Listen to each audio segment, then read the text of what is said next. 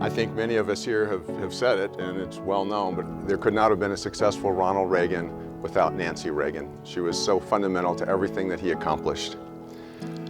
It's fitting that she's positioned here, I believe, with her eyes looking at the library, the place where his legacy resides, the Reagan Foundation that was such an important part to both of them and their lives.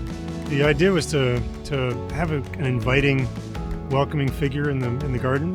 If you imagine arriving at the front gate and turning down and entering this space, you see the person seated and comfortably seated, casually seated, and you just the idea is to join her. So making her a destination or a place to go in this beautiful spot with an amazing view. It's a chance for her to be seen as an individual and for her to be seen as the person filling the role of First Lady. Being given the freedom creatively to make a little narrative, to make a story to go with the piece, I couldn't help but add a little more of the rest of her story, which is her actions in helping and supporting her husband through the Cold War and big events like that. And we think of big national events and tragedies, etc. And she was always featured for that. And so we went through a number of possibilities for articles and came up with a couple.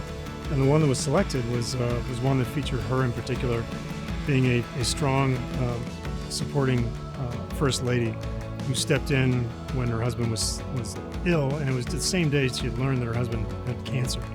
But with that, she was able to stand and do a major diplomatic event with hundreds of people. Well, there's a particular flower that she enjoyed most, and those are peonies, but it also gives a storyline here that she's in the garden having collected some flowers, possibly for hosting a table setting or something. But it gave a chance to have a little bit of activity for her. The bigger story, the deeper story, that is Nancy Reagan's, and it was featured just recently this year in the new book by Karen Tumulty. She does mention a lot of the background efforts by Mrs. Reagan in the Cold War in initiating conversations and relationships and things, really critical to how it all turned out. And with that in mind, my hope was to include a piece of the Berlin Wall as a reminder of her role in the Cold War.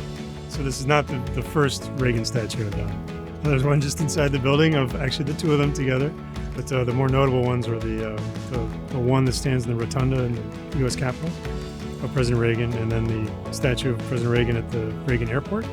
And there's also one in Grosvenor Square in London. I think it's all too common in marriages that no matter how much partners love each other, they don't thank each other enough. And I suppose I don't thank Nancy enough for all that she does for me. So Nancy, in front of all your friends here today, let me say thank you for all you do.